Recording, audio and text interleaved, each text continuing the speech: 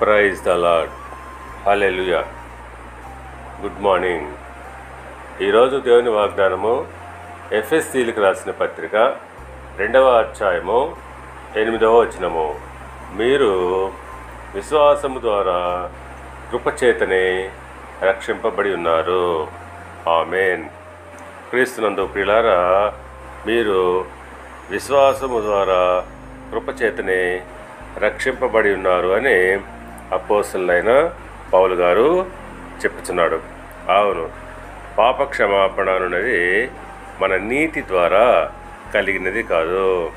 ఇది ఆయన మహాకృప చేత మన విశ్వాసము వలన ఉచితముగా పొందుకున్నాము. ఇది దేవుని వరము.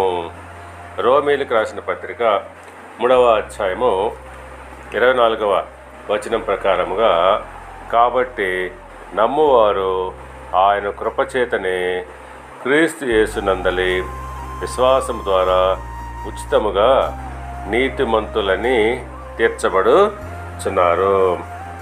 అవును, మనము యేసు క్రీస్తునందు విశ్వాసం ఉంచడం ద్వారా ఆయన కృపచేత నీతిమంతులుగా తీర్చబడతాము.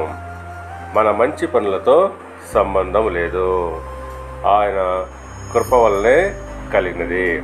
కనుక పిల్లారా, మనము వరముగా పొందుకున్న ఇంత గొప్ప రక్షణను నిర్లక్ష్యము చేసుకునకూడదు. దానిని జీవితాంతం వరకు నిలుపుకోవాలి. దేవుడు మిమ్మల్ని దీవించి ఆశీర్వదించి వర్ధిల్ల చేయనుగాక. ఆమేన్.